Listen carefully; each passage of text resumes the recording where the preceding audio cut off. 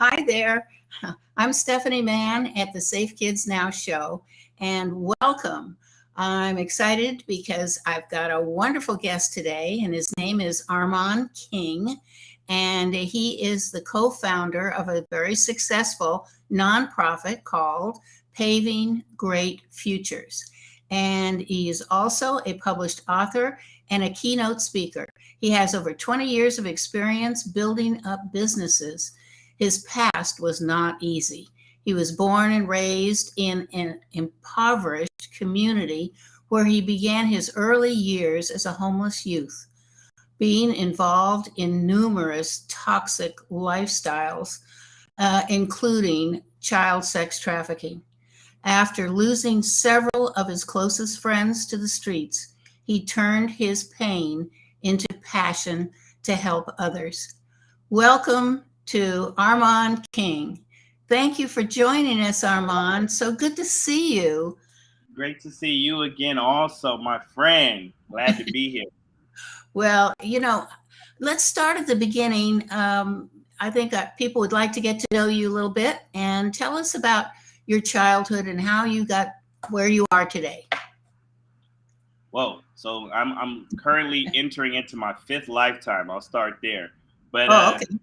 I'll rewind back for the sake of others to know. I grew up like many individuals, specifically young Black males, growing up in impoverished communities, marginalized communities. I was one of them. As I've been in this advocacy work for youth, I've found that my story, to some that might sound, oh wow, woe is me. Many kids have had it 10 times worse than I have. But for the sake of my story and representing those youth, early on was a homeless youth in my middle school years. During that time, got heavily gang involved. I call that my wannabe stages. I became a wannabe gang member. I say that now, but at the time I was full-fledged all the way in. I started selling, at the time it was illegal, but cannabis that's now legal and on the stock market. But I began selling that when I was a kid. Just really I was forced into becoming a grown man really young and taking care of friends, taking care of loved ones. About 16 years old, the new trend around the neighborhood and really across the United States had become what we were calling just pimping and prostitution at the time, and heavily influenced and led by media, by rap music, by our peer group, by HBO specifically with the documentary Pimps Up, Hoes Down, which became a pivotal point in my life where we all kind of merged. Me and my peer group merged into that direction. Did that for a while. I was always, now looking back, I've always been an entrepreneur. I've always been a creator. Unfortunately, I just didn't have the proper mentors and resources there to guide me in a different direction. So I did what the streets and what my community showed me was an option for my life. And so I ended up going to prison.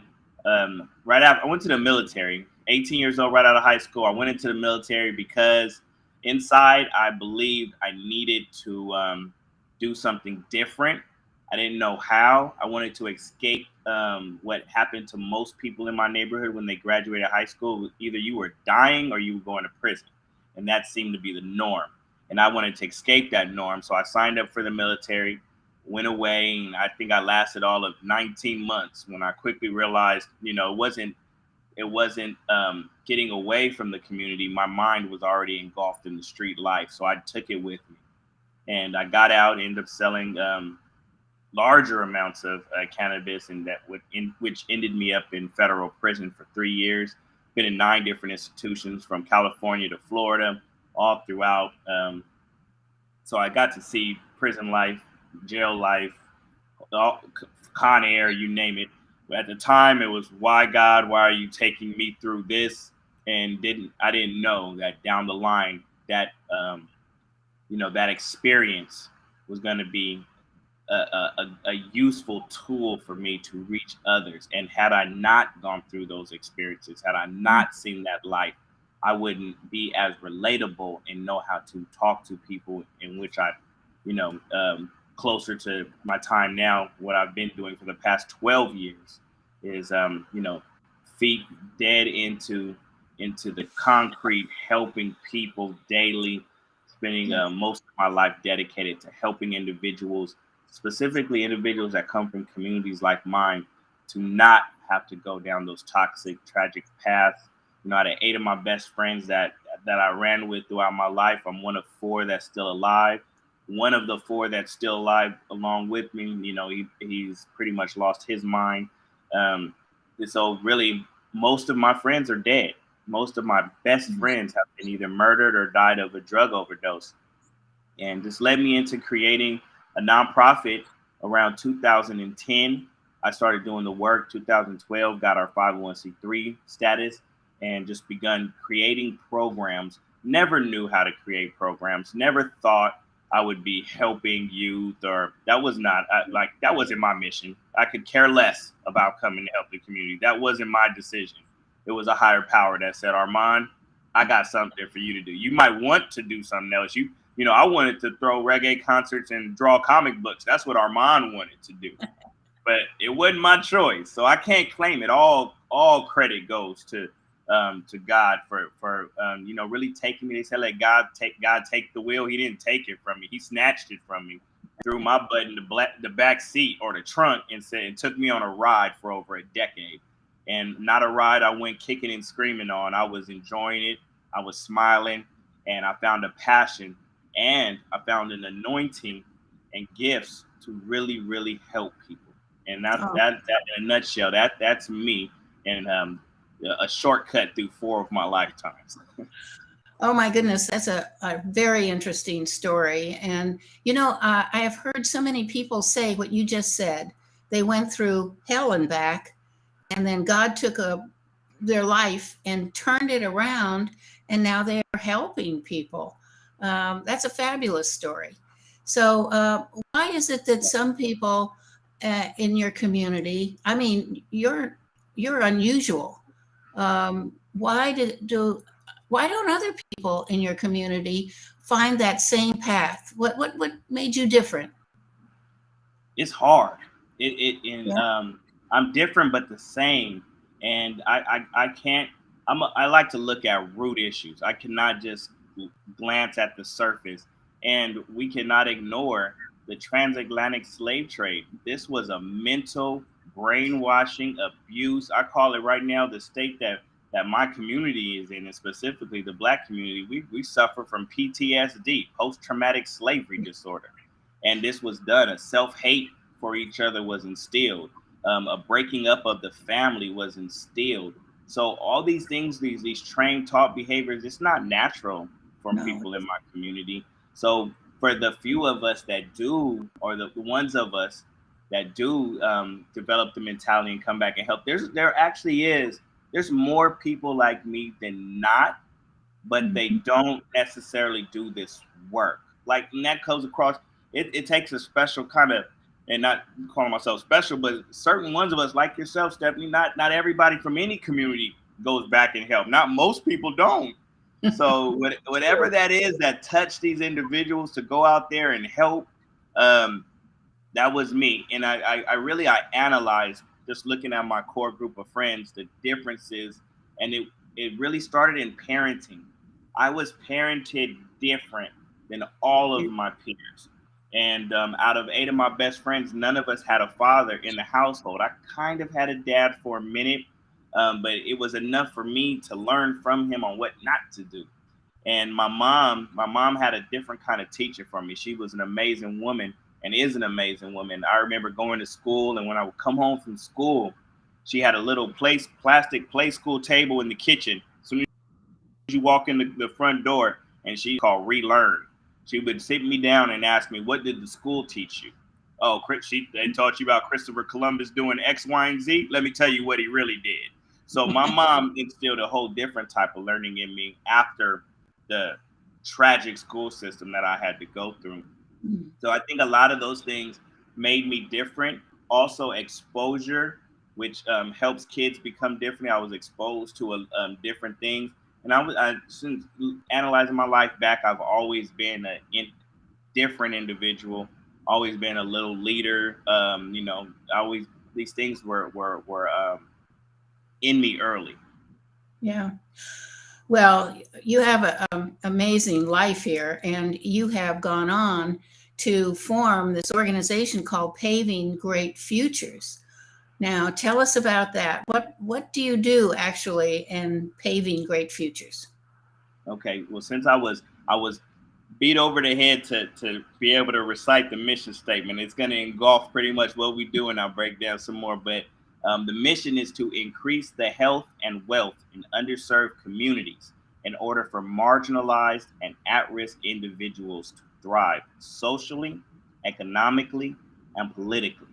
So around 2012, I was brought to my attention that I had a large following of young kids that had followed in my wrong footsteps, that had Mm, followed in me and my friends' wrong footsteps, that were becoming pimps, becoming drug dealers, gang bangers.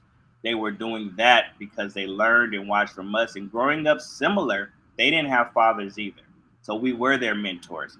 And these were the kids that we ignored in the neighborhood, the 10-year-old, 11-year-old, 12-year-old that we didn't pay attention to because we're 15, 16 years old. Who's paying attention to these little kids? But they were looking up to us, unbeknownst to us.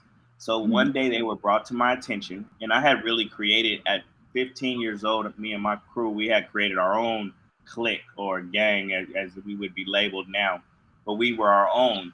And it was only 8 of us, maybe at sometimes upwards of 12. But at this point, they had grown to about 200 individuals that I knew that were just expanding and following us. I didn't know they existed. When they came to my attention, I was already, I'm an older man at this point, approaching 30 years old. I've been there, done that. So when this came to me, I knew that there was something more that I needed to do for them that I didn't have, that my friends didn't have. And by this time I had lost so many loved ones. And then so I didn't know what to do. There was no schooling for this. I just knew something had to break this cycle of death and incarceration. And from there birth this organization, and literally based out of taking tools or things that I believe me and my friends needed that didn't exist.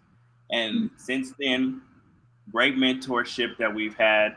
The organization has grown and been in existence for 10 years now, and it's helped thousands of individuals, males, females, kids, senior citizens, people in the community, people involved in human sex trafficking on both ends, people involved in drug dealing, drug addiction, you name it, the woes and the lows of the community. We never could differentiate the ailments of the community. We just helped them all. We not one time we've run, on an annual basis, 3 to 4 different programs, and we've always had men and women that were involved in the game in pimping and prostitution. Always had them in our classes. We grew up together. We were friends. We were family, and never without labeling this is a human trafficking program. This is a drug addiction program. This is a gang prevention program. It just is what it is. These were the people from our community, and we were servicing them. So that organization still thriving today. It is at a great state today, still helping the multitude in the community. Myself, I'm on to the next chapter of my life. I had to, and we'll get into that, but yeah, Paving Great Futures is doing amazing work still to this day. And where are you located? We are located. Paving Great Futures is located in San Diego, California, southeastern San Diego to be specific, but we service everybody throughout the county. So is that where you grew up, in San Diego? Yes, I grew up in San Diego majority of my life. I've lived a few other places, but San Diego is home. Spring Valley, southeast San Diego. Okay, now tell us exactly what do you do with the kids, or how do you work with them, and how does that change their lives? So currently, I have taken all of the things that I have learned throughout my decade plus being involved in community activism, helping youth, and I formulated into a youth prevention curriculum called Walk With Me Impact. It does not belong to one nonprofit, does not belong to one organization or group. This is me taking tried and true methods over the past decade and incorporating them into a tool that now I'm going to utilize to arm youth advocates throughout the nation, throughout the world even, primary targets being North America, United States, and Canada. This is going to be a tool to help advance the work that youth advocates do. This tool can go for youth groups, juvenile detention facilities, school systems, including parents in the house. Because oftentimes the number one youth prevention program is right there in the home, but mom and grandma doesn't have the tools to facilitate this information to the kids. So it's helping youth with prevention of gun violence, substance abuse, addiction, and even more specifically, this fentanyl poisoning epidemic that is striking the country by storm. Going at a gradual escalation, it is going straight up in numbers and faster. Killed more people than guns last year. This fentanyl, 18 to 45-year-olds. In this past year, I've lost 2021 lost a loved one every single month of the year, some months multiple loved ones, 15-year-old mentees, several mentees that have been through my programs lost last year. My cousin, which is kind of, honestly, just doing this work, it's not easy. No. And it's been detrimental. It's caused me to want to not do it anymore. Almost just heartbroken, Stephanie. Like, it hurts for real, because once you're empathetic and you feel the pain of these kids, of these people, it wears on you. And, of course. And you actually, it does. And I wanted to be honest, I wanted to give up. On this work, because I knew the amount of loss of life, it was impacting me so deeply, because I'm in the trenches attracting the people with the most trauma, the most pain, the most hurt. It wasn't like every now and then you would come across this person. I'm in the industry with, hey, you got pain? Come here, bring it to me. Oh, you need help? Come here, bring it to me. So I was piling it on myself to the point without the self-care needed and the strengthening I needed to stay strong. So as I was losing loved ones, never taking time to mourn, don't even know how to mourn.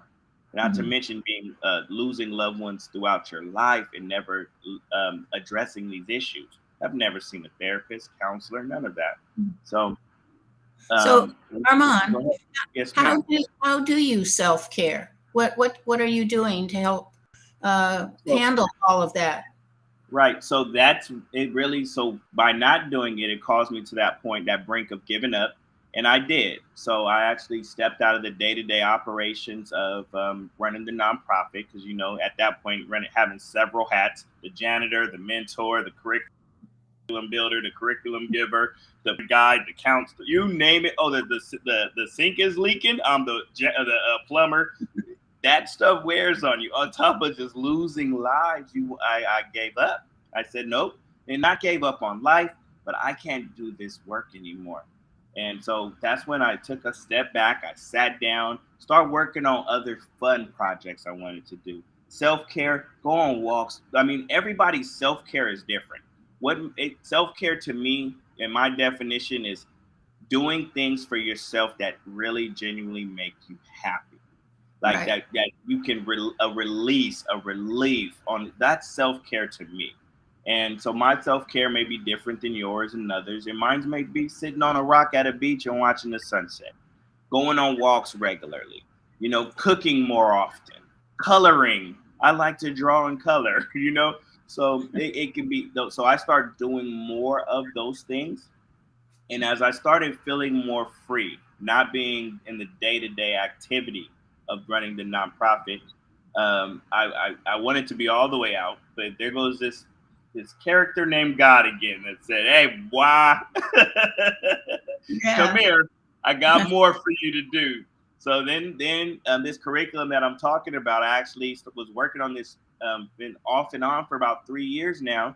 But now that I had the time, I could bring it to a point of completion. And now all of the stuff I learned over this decade, I can now provide to others. New mentors coming up with fresh energy. How can I help them not burn out? How can I help them advance where it took me learning over the years? Let me tell you what I learned from day one. So now you can be advanced and we can help more people. So hope I answered your question. Oh, you did. That was a very good answer, and I appreciate that. Now, let us take a 1 minute break, and we Okay. will be back, and we'll continue this conversation with Armand King. Thank you. Be right back.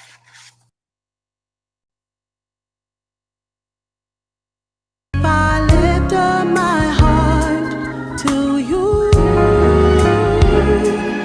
If I open my mouth to give you the glory, it would be hallelujah. We sing hallelujah.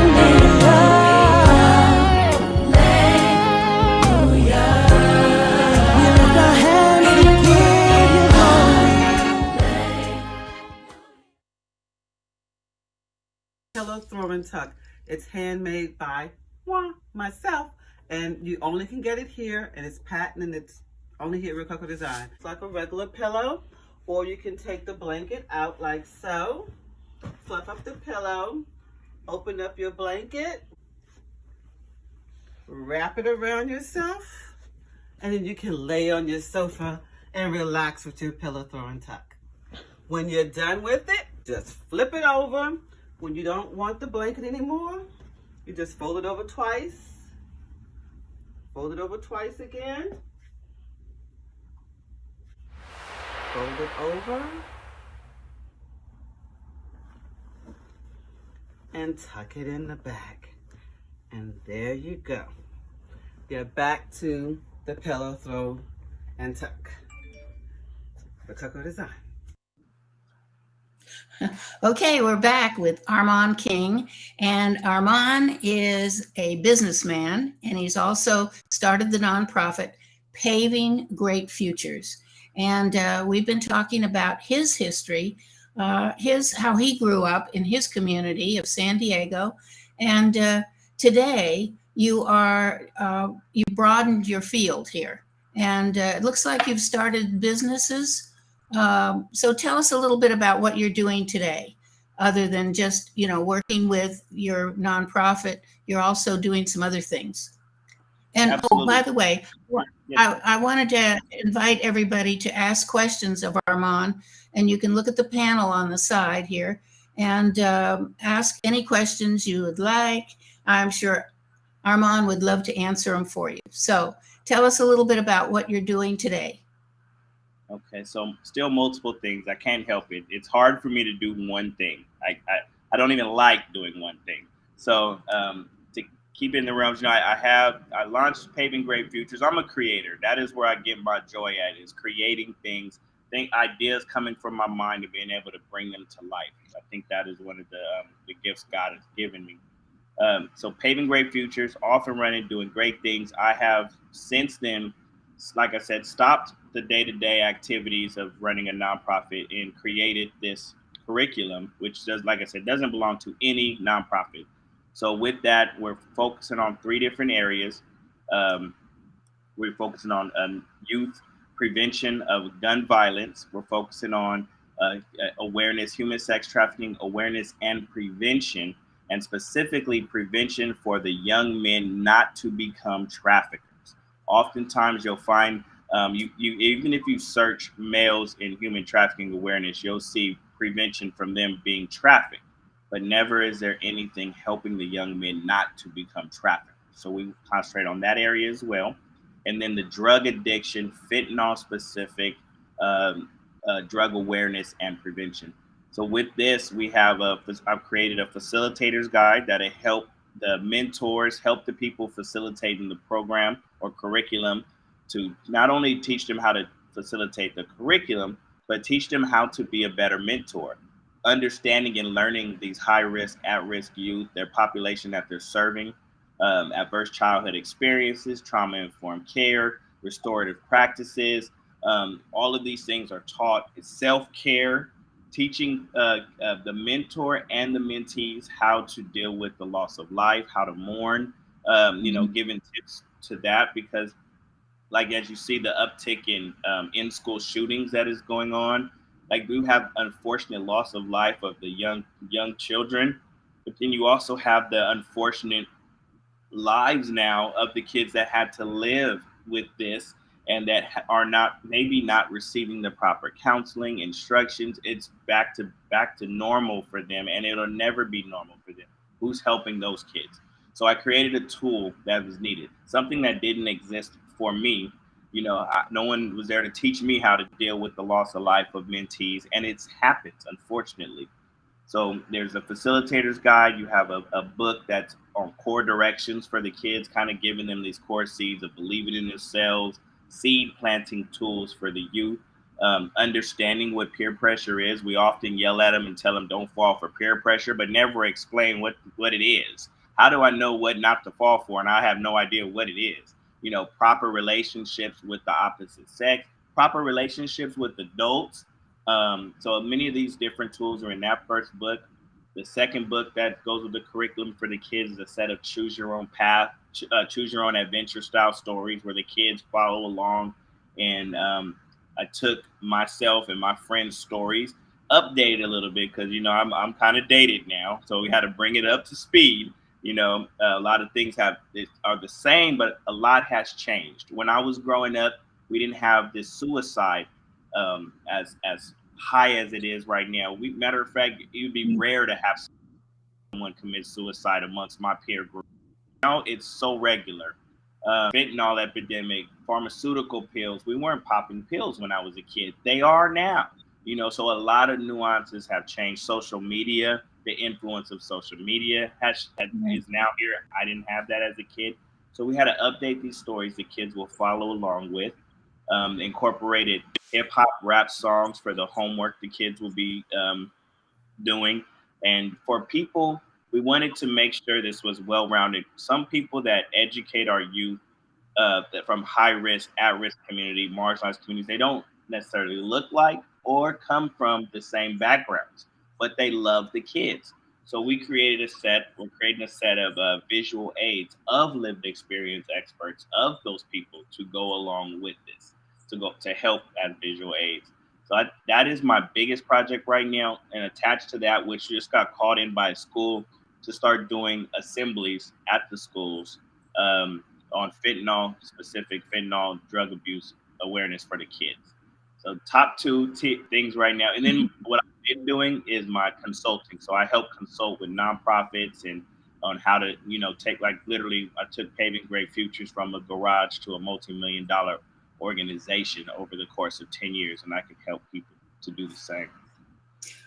Well, that gives us a lot of good information. And we have a question here, Armand, and it's how do you change your young people's way of thinking about themselves? Self-worth, for example. How do you do that? So you don't do that. You can't do that. You can plant seeds. And I wanted to, one of my missions in life and learning is I want to help us mentors to not burn out. And one thing that burns us out is when we feel like we failed. And Yeah. if you, and so I need to take that away from you. Okay. Your job to change anybody. You cannot. You can plant seeds, you can inspire, you can encourage, you can teach. But that change is not you.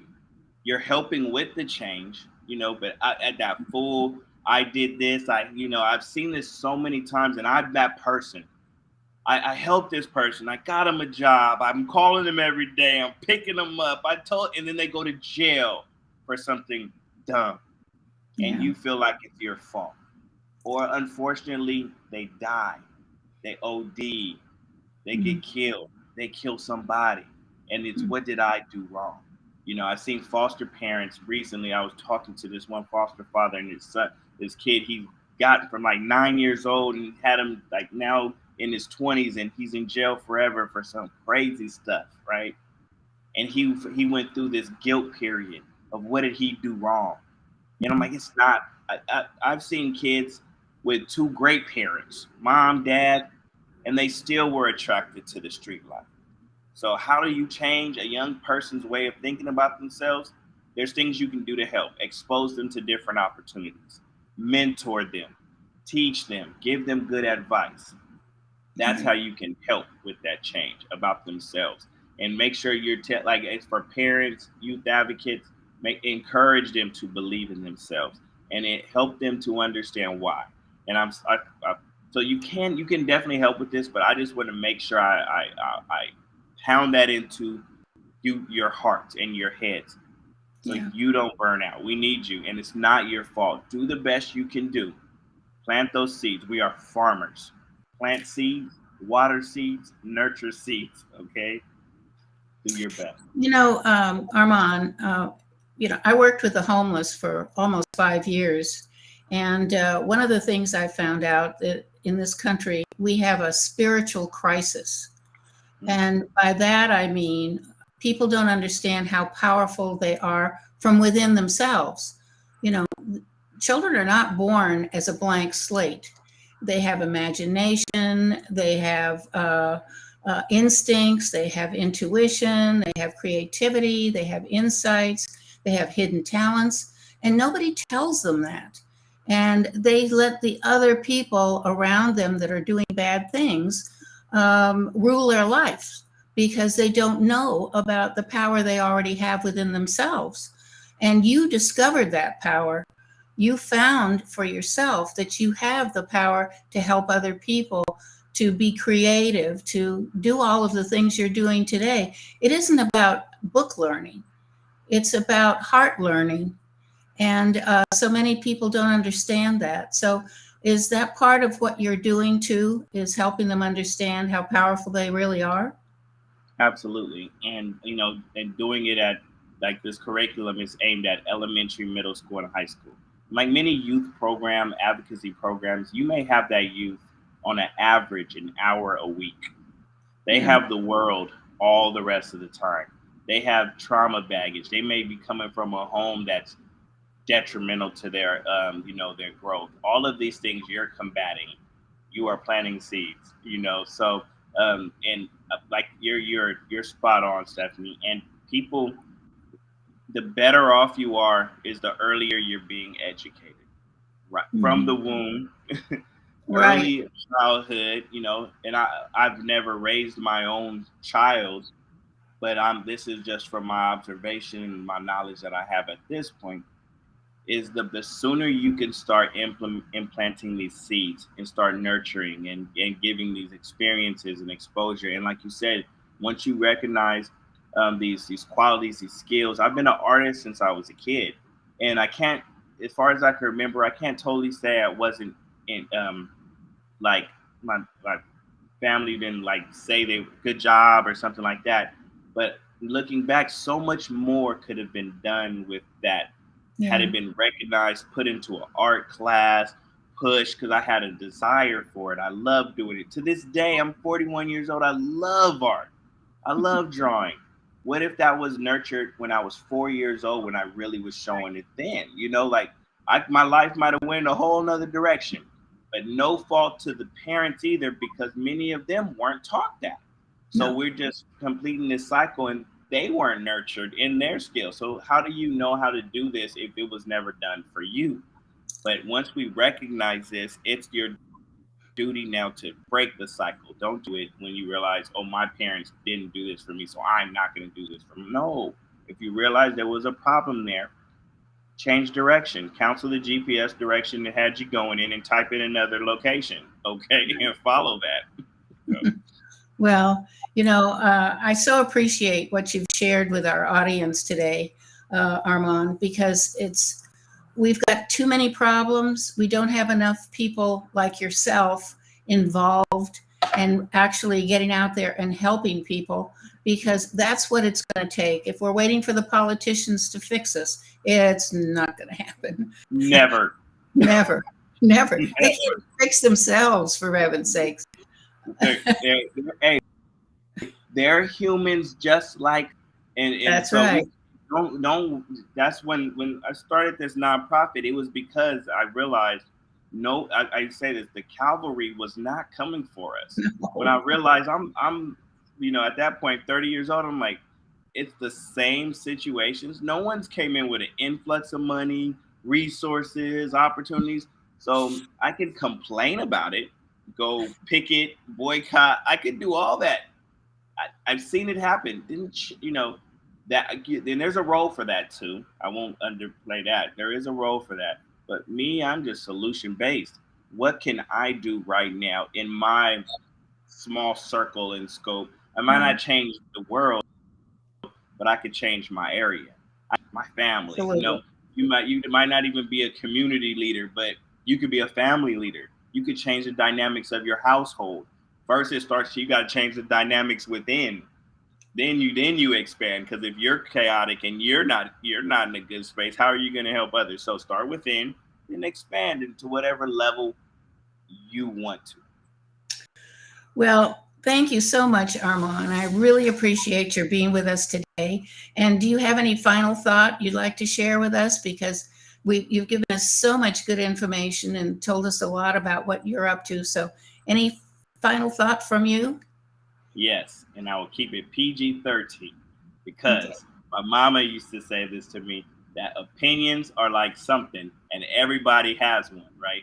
So what you heard today was my opinion. And for the disclaimer, I don't know everything. I'm not here in a position to tell this person they're wrong, this person they're right. I'm doing what I believe, what I feel, and you should do the same. And if something I said today resonated with you, something I said you may disagree with, okay, take in the good from what you got, and hopefully you can advance in what you're doing. And if not. But these are my opinions. It doesn't necessarily make it right or wrong. And find your happy spot. Okay, you live one time. Being dead is forever. You live once. So while you have this time, utilize it and find your happy spot. And not everybody has to be a community leader, youth advocate. You might like playing softball 50 hours a week. Do that. Well, thank you so much for being with us today. Really appreciate it. My You pleasure, too. Stephanie. Thank you. Thank you. Okay, well, that was very enlightening. And for all of us, we can do something. We can help. We can strengthen our families. We can work outside of the home. We can join a nonprofit organization and help our community. And next week, our speaker is going to be Susan O'Million, and she's an attorney, an award-winning author, and she's a motivational speaker, and she's a recognized national expert on ending violence against women. So join us next week, and we will look forward to your thoughts and ideas, questions, and we will see you next week. Together, we can keep kids safe. Peace. You're listening to All About Us Radio. We're live streaming 24/7, playing old school versus new school. Follow us on Facebook, Twitter, Instagram, at AAU Media, and visit our website, www.aaumedia.com. Call us at 1-833-369-1444, extension 1, and leave us an inspirational message or request. You're listening to All About Us Radio.